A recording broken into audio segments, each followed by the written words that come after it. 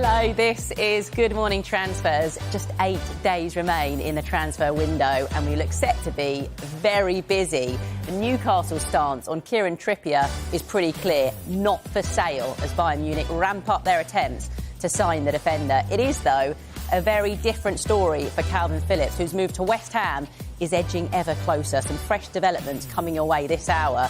And Ange Postecoglou has been the busiest this month, but will there be further incomings at Tottenham? Yeah, there is loads on the way. First up, we're going to head live to Munich for the latest on Bayern's latest bid for Kieran Trippier. At 9:15 this morning, we'll have the latest on Kalvin Phillips' West Ham medical.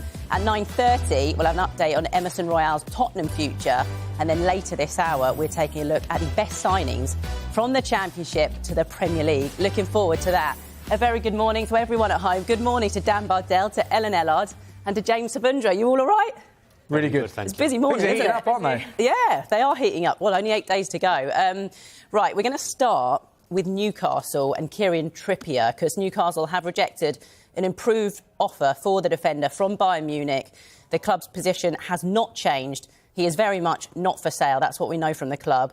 We've been told that the bid was in the region of £13 million. And James, you were here this time yesterday. It seems like this is a developing story. A lot's happened, in the last 24 hours. Yeah, it feels like things are developing, but Bayern Munich's interest, that's not going anywhere. Newcastle's stance, though, that's remained firm, and that's crucial. Interestingly as well, our understanding via Sky Germany is that not everybody at Bayern is completely sold on Kieran Trippier being the right option for them in this window. And Lothar Matthäus, Bayern legend, also feels like he's not the sort of profile they should be looking at, purely because of Kieran Trippier's age, 33 years of age now. And there's not a huge upside, there would appear, for Newcastle to sell him in this window when you consider where they are at the moment in the table, the injury crisis they're going through too, and a fee of around £13 million, which we understand was put in yesterday. That doesn't really represent a huge amount of value to Newcastle. They can't really do a huge amount with that in terms of PSR and the headroom that would give them. To do anything significant in this window, they need to be selling players at a profit of £20-30 million. But I guess if another bid comes in the category of around £20 million, then from a business point of view, that would make a lot of sense for a player at the age he is, considering they do have a long-time successor there in the former Tino Livramento. So I think if they could get that sort of money, then it would interest Newcastle. But at this moment in time, the season is sort of hanging in the balance. A few more poor results and they put themselves out of European contention. But they get their act together, then they could put themselves back in the mix for qualifying for Europa League and Champions League. Crucially, Newcastle have been adamant Kieran Trippier is not for sale in this window. But we wait to see whether everybody at Bayern is completely sold on this and whether they are willing to effectively break the bank and maybe go to something like 20 million to try and bring him. Deadline 8 days away. Yeah. I still think there's a lot to come. We know Kieran Trippier is not agitating for a move, but I think he'd certainly be open to it. You can understand why. Yeah, 8 days, a lot could happen, couldn't it? Let's actually just get the angle from Germany on Kieran Trippier then. We can speak to our colleague from Sky Germany. Florian Plettenberg joins us live right now from Munich. Florian, brilliant to see you. Thanks so much for joining the show. Where do we stand then with this deal? Yeah, the poker between FC Bayern Munich and Newcastle about a loan or about a permanent deal of Kieran Trippier is still ongoing. As we have revealed yesterday, there was a second and new and improved offer from Bayern for Newcastle. We don't speak about a loan with an obligation to buy. We don't speak about a loan with an option to buy. We speak about a permanent deal. We speak about a contract at least until 2025. The verbal agreement is 100% done, and Bayern is willing to pay at this stage of the poker of around 15 or 16 million euro. And we can clearly say that Bayern is totally focused at the moment on finalizing the deal with Kieran Trippier. There are only two candidates for FC Bayern Munich at this stage. It's Mukiele. The deal is not off. The talks are ongoing. And it's Kieran Trippier. But please let me say that Bayern Munich is not in a very good negotiation position, because everyone knows they need a right back. And this, as a consequence, drives the price up. Yeah, I mean, you're saying sort of 15 to 16 million euros. What would they be willing to go up to, do you think? Well, difficult to say. I'm totally convinced they will improve their offer again. We don't have the confirmation that the deal is off. As I told you, they have no other alternative. We are in the countdown. We are in the end of the transfer window. So after Bayern Munich, the squad is very thin. Thomas Tuchel is pushing for a new right back. He's convinced that Kieran Trippier is the right player for the right time for Bayern Munich now.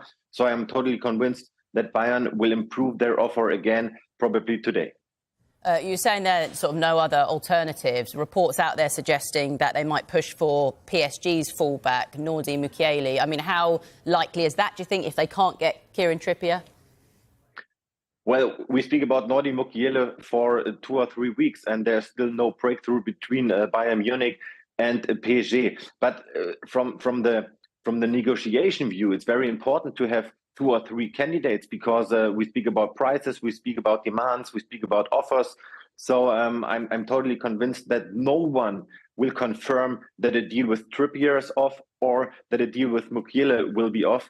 So talks with PSG and Mukiele are still ongoing. And Mukiele was the #1 target the whole time. But Bayern from yesterday and from the day before is now totally focused on Kieran Trippier. They want to finalise the deal with Newcastle very soon. OK, and Florian, just I suppose away from Trippier and away from Bayern Munich, I want to ask you about Forest as well, because tell us about their efforts to try and sign Giovanni Reina. Yeah, first of all, Forest have made very good experiences with players from the Bundesliga, and now they are in concrete talks with Gio Reyna. His new agent is Jorge Mendes. He has a very good collaboration with Forest and with the Forest coach Santo. And we got the information yesterday evening that there's a total verbal agreement between Forest and Gio Reyna about a loan deal in the next days. But there is still no concrete offer on the table of Borussia Dortmund from Forest. Talks and negotiations between the loan deal structure between the clubs are ongoing, and Forest is pushing for an option to buy, but the player is keen to leave Dortmund. He's keen to join Forest, and we are convinced that he will receive the green light for a loan deal from Dortmund to Forest in the next days, because the BVB boss Sebastian Kehl is open to let him go. Right, we will be keeping an eye on that over the next few days then. And just lastly, we're going to be talking here in the studio about Kalvin Phillips and his potential move to West Ham. What have you heard about that over there? Do we expect this to be done and dusted by the end of the week? Yeah, yesterday, a few seconds behind Ornstein. We have been told yesterday that the medical is scheduled for Thursday. It's a loan deal. It's a 6-month loan with an option to buy. And to our information, that was an exclusive detail we have received. The option to buy for Kalvin Phillips is in the range of around £40 million in summer. Florian, we are all a few seconds behind Ornstein, so don't worry about that. Thank you so much for coming on, and we'll speak to you soon. Thanks. Just want to go back to Kieran Trippier. And he was talking about it. Obviously, the money seems to be a bit of a sticking point in terms of Newcastle wanting more than £13 million. Is there an advantage in selling him now from Newcastle's perspective? I can't really see an upside for Newcastle. OK, if they get the kind of fee that they'd be looking for towards 20 million, you're getting that for someone in their 30s. I understand that they maybe wouldn't be able to get that fee in the summer, because there might be not much urgency from buying in the summer, and they'll have other options available to them in the summer. But Newcastle have got 2 right-backs at the football club in Trippier and Livramento. But Livramento was brought to be an accompaniment to Trippier, someone to learn off him whilst also coming in for the odd game. Both could play left-back as well. The plan was never for Kieran Trippier to leave Newcastle at any point this season. The plan was to have them both. And Livramento's, I think, 8 starts, you said to me earlier, in 2 years. 8 starts in the last 2 years in the Premier League. Due to injury. It would be a risk to go the rest of the season with only one right-back, and for that right-back not to be a senior right-back as well. And Newcastle are having a bit of a rough time at the moment, probably the first real test of this ownership since they've come in. Everything's gone really well for them, but things have taken a downward turn in the last few months. So they need people like Kieran Trippier at the football club at the moment to help galvanise. He's already shown what a leader he is. If they're to move up the league, I can't see how getting rid of Kieran Trippier helps that, and I can't see an advantage to Newcastle in doing that in January. It just wouldn't make any sense to me. Yeah, I mean, you were saying a minute ago the difference between 13 mil and 20 mil, for example. I mean, if they got 13 mil for him, who can they bring in for that? Yeah, for £13 million, I think his book value at the moment, they brought him for £12 million. about 2 years ago. So it is quite low, but the profit they'd make on that, in terms of from an accounting point of view, would probably be £6 or £7 million. And what can you do with that? I guess the argument wages would be, off the bill, does that help? The wages would help, but then I think unless you put that £6 or £7 million towards a short-term loan fee for somebody else, it feels like you'd be doing it for the sake of it. I think you keep Kieran Trippier. I don't think there's a huge amount of upside. I think it's a case of if they can sell major players for major fees. Their CEO, Darren Eales, spoke about that a couple of weeks ago, saying that they would probably have to sell their key players. But if they are as tight to PSR as we think they are, then this isn't going to do a huge amount. I think we're going to move on to speak about Miguel Almiron. I think if you can make a profit on him because his book value is about £4 million, you can sell him for maybe £20 million, then that's about £15 million in profit, which you can put towards something else and try and be busy in this window. It's a strange one for Newcastle. It felt like it was going to be quiet in this window, and now fans must be thinking, all our key players are potentially this is it, leaving. Richest club, and they're actually having to sort of offload players to get some money in. Ellen, James mentioned Miguel Almiron there. It looks like he's the most likely Newcastle player to actually leave at this point before next Thursday's deadline. Where are we at with him? Yeah, it's an interesting one because, like we say, he's one that also fans won't want to lose as well. So it's like a really tricky situation where he is a really important player from them positionally at the minute. But there is interest from Al Shabab, they're 11th in the Saudi Pro League. And like James said, if they can make a big profit from him, it would be something that Newcastle would potentially need to do with how close they're sailing to the win from a profit and sustainability point of view. But like I said, another player that fans won't want to lose, scored the club's first Champions League goal in almost 2 decades. He had an incredible season last season, so obviously that's why his value would be good now. Will he replicate that, and will his value stay the same come summer? That's up for debate, but they will be really, really short on that right side.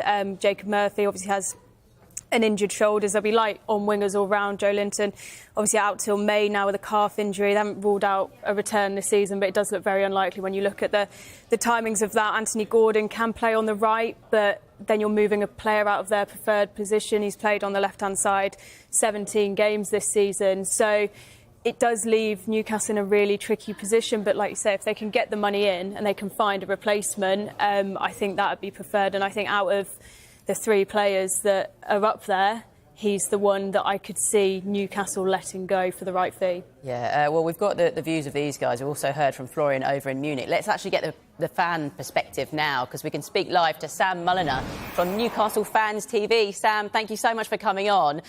We'll get back to Miguel Almiron in just a moment, but let's start with Kieran Trippier. I mean, can you afford to lose him? No, not really. Having said that, from an on-field perspective, we've kind of got a ready-made replacement now in Tino Livramento, who's, when called upon so far this season, he's been absolutely immense and looks a real talent for the future. But in terms of Trippier and what he brings, not just on the field, but off the field as well, ever since he joined us, standards just lifted and increased tenfold. First player through the door since the takeover. He's just been immense on and off the field for Newcastle. And yes, OK, he's 33 and he's getting on a bit, but he's still a quality player. His stats speak for themselves. I know he's made a couple of little errors here and there which have cost us a little bit, but he's still world class, and it's no surprise a team like Bayern Munich want him. He's just a fantastic player, a fantastic leader, and he'll be a big loss. So I do hope we keep him. Yeah. On the sort of money side of things, then, we know that the bid was in the region of £13 million. James mentioned a minute ago that's obviously more than the £12 million that you paid for him from Atletico. What do you think it would take for Newcastle to let him go? 100 mil plus Musiala. That'll do. We could talk then. That's optimistic. Yeah, I don't know. Look, whenever a player is the wrong side of 30, their value decreases. I think it would take a silly offer for them to consider letting him go so late in the January window, but it would have to get towards 20, I would imagine. I just don't see it happening this late into the January window. Yeah, well, 8 days left, so it's going to be interesting, isn't it? Well, let's get your thoughts on Miguel Almiron then, who is, well, having a lot of interest at the moment from Al Shabab over in Saudi. What are your thoughts on that potential move? It's going to take a very tricky conversation because he's my 6-year-old son's favourite player. Oh. So he's got to learn. We lost Les Ferdinand and David Ginola when I was his age. It's probably the one that will hurt the least from the three that have been linked with moves away. He blows very hot and cold. When he's great, he is phenomenal. Like the games against Paris Saint-Germain in the Champions League, both home and away, he was phenomenal. But there have been a lot of frustrating moments in between. I think we would have needed a right winger in an ideal situation anyway, just to add a bit of depth and quality and a bit of competition for places, because there are times where, because of injuries, we haven't been able to take him out of the team. I still think he'd be a good squad player, but were we to get a replacement in, I wouldn't mind a Takakubo maybe from Sociedad, or I see we've been linked with Morgan Gibbs-White. I don't think it would have upset as many were we to lose Almiron as opposed to a Wilson or a Trippier. Yeah, but obviously you're saying that you do, if you do let him leave, you ultimately want to get a replacement in, unlike with Trippier, where you kind of see that you've got Livramento there and he can do a job. Yeah. With Livramento, as you say, a ready-made replacement. With Almiron, okay, we've got Barnes, Murphy to come back from injury. Like you were saying before, Gordon can shift to the right-hand side, but it's not ideal. We would need a replacement for Almiron, that's for sure. And just lastly then, I mean, it's obviously sort of quite a different transfer window for Newcastle fans compared to the last few. I mean, what's been the general reaction amongst the fan base this month? Frustration. And that's been a kind of key theme running through our season, is frustration, because the injuries we've had to big players has been relentless, and it's really, really spoiled what was supposed to be a really exciting season. Like everything that's gone wrong has gone wrong. No one could have predicted what was going to happen with Tonali. Losing Nick Pope for so long is a big miss. Losing Joe Linton for the rest of the season, it hurts a lot. How are you supposed to replace him? Harvey Barnes with a freak toe injury has kept him out for so long, and we were hoping just to get to January and then kind of get some reinforcement through the door. But because of these rules that are just so unfit for purpose, we haven't been able to do so, and it's really, really scuppered our season. Yeah. Sam, brilliant to have you on. Thank you so much for joining us. And look, if Almiron does leave, hope your son's all right. I'm sure he will be. I hope so too. We'll speak to you soon. Thank you. Right, little bit of news from Brentford this morning. They are set to sign the Iceland goalkeeper Håkan Valdimarsson for £2.6 million. He will undergo a medical tomorrow and be part of the first team squad straight away. He's joining from Swedish side Elfsborg. We'll have more on that when we get it. Loads still to come on Good Morning Transfers. West Ham moved that little step closer to signing Kalvin Phillips. We're going to discuss that move after the break. See you then.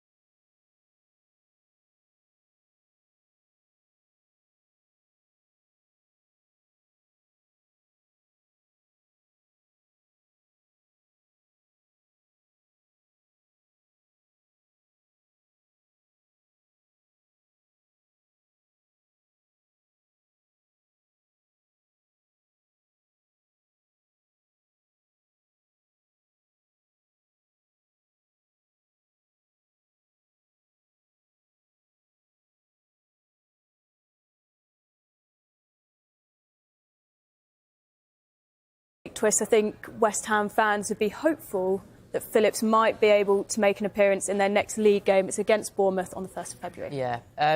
Talking of, his situation at Manchester City, Ellen sort of touched on it there. What would West Ham be getting if they were to bring Phillips in? Well, normally such a long spell on the sidelines would be a bit of a red flag for potential suitors, but we know there's been so many different clubs that have been interested in trying to sign him in this window. Clubs in the Premier League like Crystal Palace and Newcastle, but also European giants in the form of Bayern Munich, Barcelona, Atletico Madrid. But it looks like it's West Ham where he'll be heading for the remainder of this season, potentially beyond that too.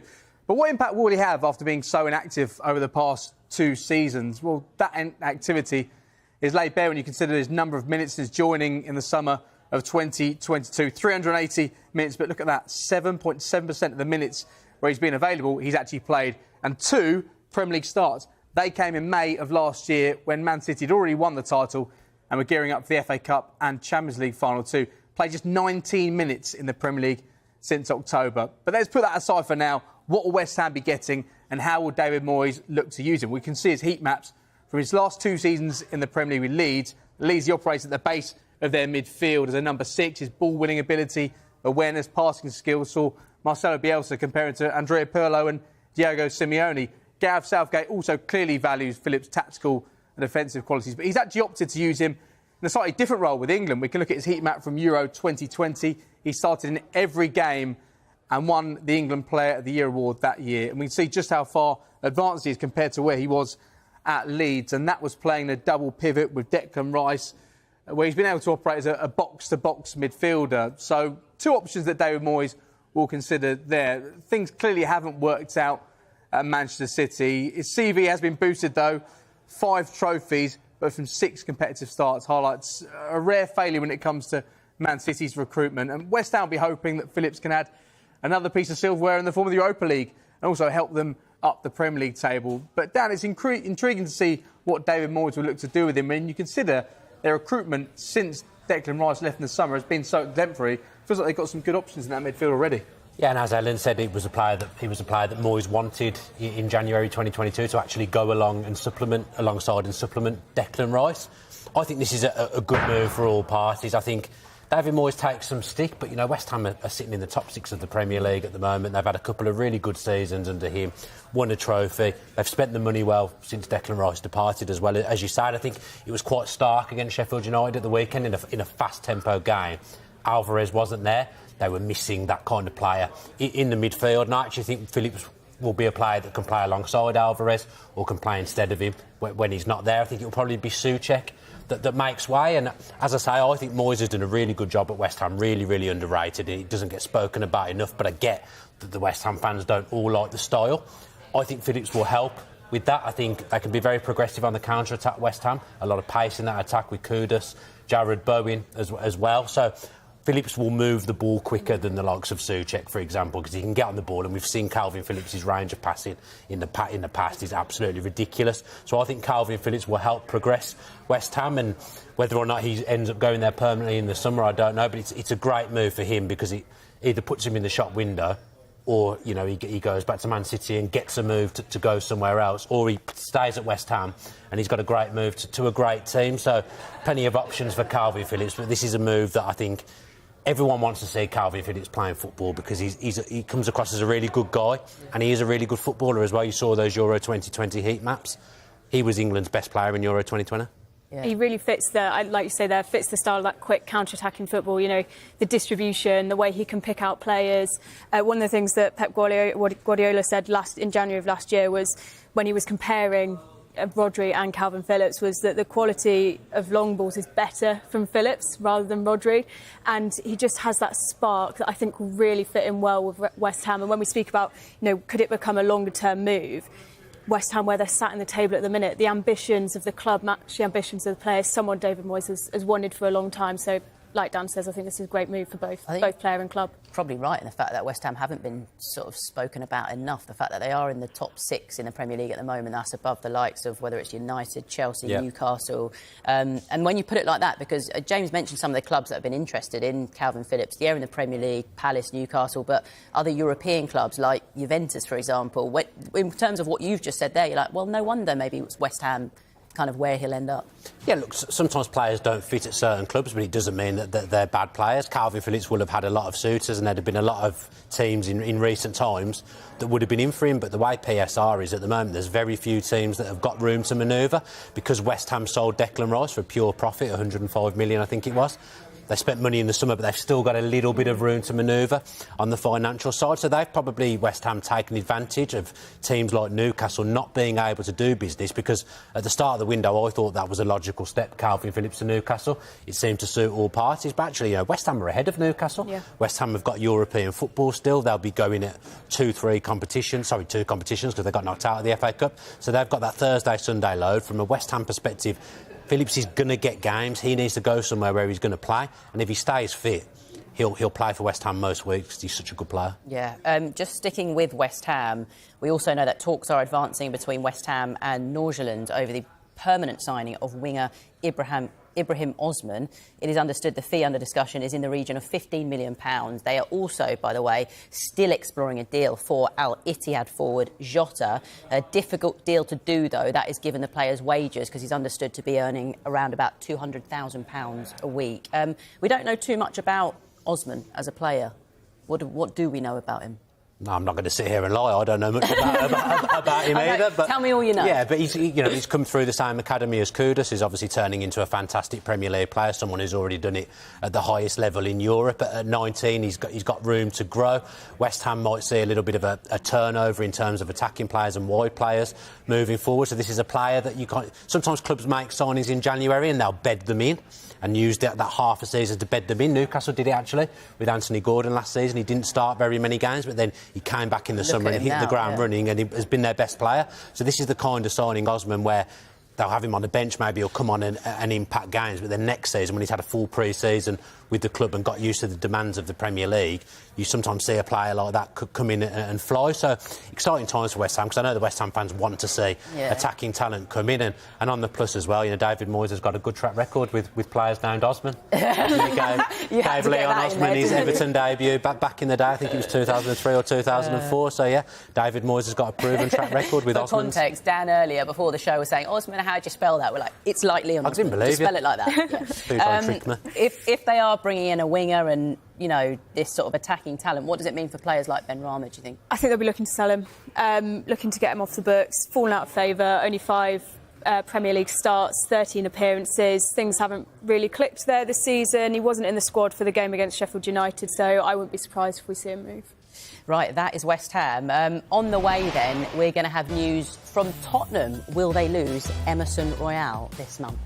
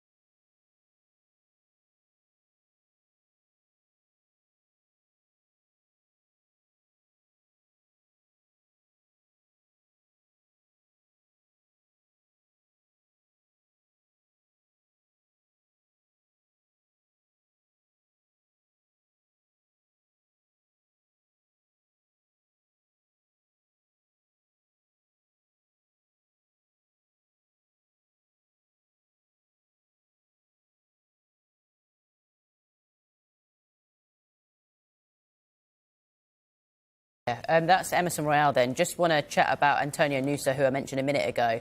And Ellen, I mean, I said it's a deal that would actually see him stay in Belgium on loan. He's only 18. He's someone who's shown a lot of promise from what I've seen. Yeah, for sure. Like you said, just 18 years old, left winger, Norwegian international, 3 goals, 2 assists in 15 appearances, and no player has completed more dribbles per 90 minutes this season in the Belgian Pro League. As you said, looks like he would get loaned back to Club Brugge for the end of the season. Something that's worked really well for Spurs in the past. Udogie, Pape Sarr have obviously gone on to play huge roles under Postecoglou, but understandably this is a player that Spurs fans would want to get excited about, a prospect certainly for the future, someone with a huge amount of potential. Yeah, and James, just lastly, while we're talking about Tottenham, talking about Emerson Royale a minute ago, and you saying you can't see that he'd be allowed to leave, could anyone else leave before Thursday's deadline? Well, I think Spurs are quite relaxed about the situation. There's no immediate movement, it looks like, in terms of outgoings. It's been such a brilliant transfer window for them already. It feels like a long time ago they brought in Timo Werner and Radu Dragosan as well. The one piece of business they wanted to do, which would make it the most perfect window, would be if they could solve the centre midfield conundrum and find the long-term target there. But it's difficult to do that in January. And we reported last week that Pierre-Emile Højbjerg's future, that could go down to the final few days of the window. But I think Spurs are quite relaxed about the situation. Whenever he stepped in, had to play for Spurs this season. Clearly, he's not as integral to Ange Postecoglou's plans as he was when Jose Mourinho was in charge, when Antonio Conte was there as well. So I think they're going to wait until the end of the window to see where they're at in terms of whether they've recovered enough players from injury. James Maddison close to making a comeback, and players from African Cup of Nations as well. Yves Bissouma is suspended, so he'll come back in February as well after the African Cup of Nations, but I think he'll miss a game or two. But I think they'll then decide at that point whether there's scope to let Højbjerg go. But crucially, if he goes, they want to bring in a centre midfielder. And they're not willing to accept a cut price offer for him either. He's got 18 months left on his contract. He's had the likes of Atletico Madrid interested in him, Juventus interested in him in the last few windows. So I think Spurs want to try and maximise the amount they can get from him in this window, and they'd only look at a permanent solution in terms of a loan with an obligation, loan with an option. I don't think it's one that is really pressing for Spurs at this moment in time, because he's such a consistent performer, and we'll probably see him start against Man City in the FA Cup this weekend. Yeah, they've had a good window, haven't they? I mean, you joke about Werner and Dragosin, but you say, God, yeah, I forgot about Timo Werner. That's already happened way back at the beginning of the window. Yeah, Spurs, unlike any other team that we seem to be talking about, were ahead of the game. Almost saved our window. They've single-handedly spent probably 70% of the money that's been spent so far in the Premier League. So that's what Postecoglou wanted, isn't it? You know, he's also earned the right, I think, at Spurs in his short time there to be backed and back his judgment, getting the players that he wanted. And he said all along, I want players in early if they're coming. And Postecoglou, although not in charge of transfers, has said, that's one thing he's very passionate about. It's one thing he absolutely has to have a say in, to build this Tottenham side, and credit in the bank at the moment. And, the 2 signings, Werner in particular, looked decent against Manchester United, got an assist. So Spurs needed a bit of strengthening, but I think the key for them is now, because of all the injuries that they've had, they just don't want to lose anyone and not replace them, and that's why I think Højbjerg will end up staying. Yeah, right, that's Spurs then. Coming up next, we want your best ever signing from the Championship to the Premier League. It's got to be a player that has never played in the Premier League before. They've made their picks. Going to find out who they are shortly, but get in touch with yours. Use that hashtag #TransferTalk.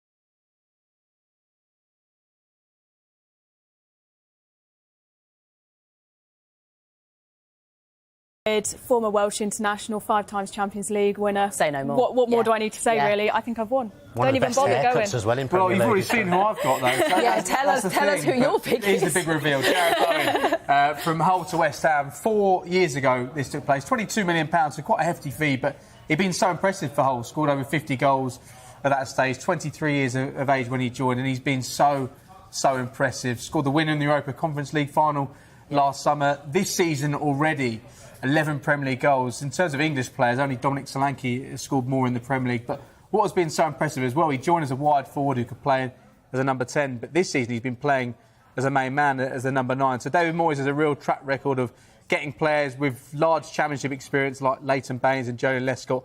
And Jared Bowen is probably the pick of the bunch in terms of what he's done so far. So that is I'd say that's a rivals Gareth Bale. I think I don't think he can go for £100 million, but if West Ham would sell him, they'd make a huge profit as well. You changed a few times this morning as well. You had different players as your maybe answer. in transfer talk later we might put together Come a up few some more. new, let us know what you think as well. Do you agree with the guys or come up with some other ideas? But could Morgan Rogers be the next player to make the move from the EFL to the Premier League? Well, the Middlesbrough winger scored last night, of course, in their EFL Cup defeat to Chelsea and has been the subject of bids from Aston Villa already this window. Well, his manager, Michael Carrick, spoke about his future after last night's game. Are you confident that Morgan Rogers will still be a Middlesbrough player after the transfer window? Because you keep reading about Aston Villa being... Keep reading a lot of things at this time, yeah. Don't really read too much into it, to be honest. But are you confident he'll still be your player for the rest He's of our player at the minute, yeah, so I've got no reason to believe anything otherwise, really. Right, that is Borough then. To the Scottish Premiership now, and Rangers are closing in on the signing of FC Nordsjælland midfielder Mohamed Diamonde. Philippe Clement remained tight-lipped, though, on any potential incomings. I'm not speaking about positions or what we want. There are also strikers in the building. Sure. And Fabio showed already good things. Cyril, if you're going to look at the statistics that he has for the moment, he's in a good way also. So we will see what targets we will take in the transfer market and what the possibilities are. Right, before the end of the show, because we've only got a few minutes, we're just trying to chat in a few of the other stories that are doing the rounds and kind of catching fire this week. One of those is about Leander Dendoncker. What is his situation at the moment? Yeah, not really fancied by Unai Emery, it seems. He's come in and played the odd game, but he's probably 4th, 5th choice in central midfield, and a player that probably sums up the Steven Gerrard era more than anything, because Gerrard bought him in but didn't really seem to have a clue how to use him or where he fitted into the system. So Dendoncker's been a bit part player, but has actually never really let the club down every time he's had to come in. Emery's such a good coach that he's just felt like he just fitted in, but on the ball, not necessarily the quickest to manoeuvre the ball and get on the half-turn, which is what Emery likes from his central midfield players like Boubacar Kamara, like Douglas Luiz. So when Dendoncker plays, he kind of slows Villa down a little bit. So, you know, Napoli's a good move. Napoli, not the team they were last season when they won the league. Walter Mazzari's gone back there, I think the former Watford manager, so that's his second spell at the club. So he's joining a club that's having a bit of a turbulent season in Italy, but I think the player wants to play football, and at the moment he isn't going to get into the Villa team. And I don't think he's someone that Villa will look to replace in terms of that position. I think they'll upgrade Timo Rogbenen to fourth choice central midfielder, a young player who spent some time in the EFL on loan. But Villa are looking at an attacking option, and you know, Ellen watches more EFL than me, and she knows a lot about Morgan Rogers. Yeah, Morgan Rogers obviously caught attention last night with that brilliant goal, obviously in your consolation at that point in the game, but 21 years old, 6 assists, 2 goals in his 26 championship appearances so far for Middlesbrough, outright top scorer in the League Cup, 6 appearances, 5 goals, 3 assists, started out at West Brom as a youth product there, shaped mostly by Manchester City's EDS. He had a loan spell at Bournemouth, Blackpool and Lincoln as well. I think he's a really interesting one when it comes to Villa, because Villa have let younger players in similar positions go in the last couple of windows, obviously. When you look at Jadon Philogene, who's over at Hull, and Cameron Archer at Sheffield United, he won't obviously break straight into the first team. So, you know, whether he'd be happy to sit on the bench, whether he takes a similar mindset of just wanting to play football, I think that would be interesting and might sort of make whether he takes the leap now. He's 21, he's still very young and obviously got a huge amount of potential. So he could wait and see if other clubs will come in, maybe in summer later on. But another player in the FL who's got a great amount of potential and, as we saw last night, ability to make goals out of absolutely nothing. Yeah. Quite a unique player because he's like a winger mainly, can play as a number 10 as well, but he's 6'4". You don't see many 6'4" wingers. And I watched him last night and obviously they ended up getting pumped, but I really liked the look of him. I think he's a player that likes to get shots off, very good close control, can move the ball quickly and has got really quick feet. So Villa, maybe at times, if you've got a criticism, lacking attacking options off the bench to change games, he'd give Villa that, but Villa have got to meet Middlesbrough's fee, and at the moment they haven't done that. Yeah, it sounds like, even though obviously there's a lot about potential, because you talk about his age and how young he is, but a player that is already exciting, well, Villa fans. Yeah, Villa fans would have all tuned in last night just to watch him and get a glimpse of what he's like. He's kind of from the area as well, or from the Midlands area, because, like Ellen said, he started off in the academy at West Bromwich Albion, and Villa have taken a lot of players directly from West Brom's academy in recent years, but he's had a bit of a not a difficult journey, but he's been about, hasn't he, for someone who's 21? Yeah, I think difficult is fair. You know, the loan spell at Bournemouth didn't go as planned, and then obviously when you look at Lincoln and Blackpool as well, you know, it hasn't completely clicked in the way it has at Middlesbrough, where he seems to be shining and working really well under Carrick. So, I think definitely one that Villa fans will start to get excited about. Yeah. OK, cool. Right, well, that's it, guys. We're going to be back at lunchtime, though, so look forward to that already. Come up with some new picks as well for EFL to Premier League. I'll get some games. Right, little reminder for you as well. Good Morning Transfers is back, same time tomorrow morning, 9 o'clock for you. We have got plenty more to come, like I just said, from the team, because Transfer Talk is live at midday. And then for a full roundup of all the day's news, you can catch the Transfer Show tonight at 5 o'clock and 7 o'clock as well. But loads coming up next on Sky Sports News as well. The football show is on the way. Reaction to Chelsea making it to Wembley after that crushing win over Borough in the League Cup last night.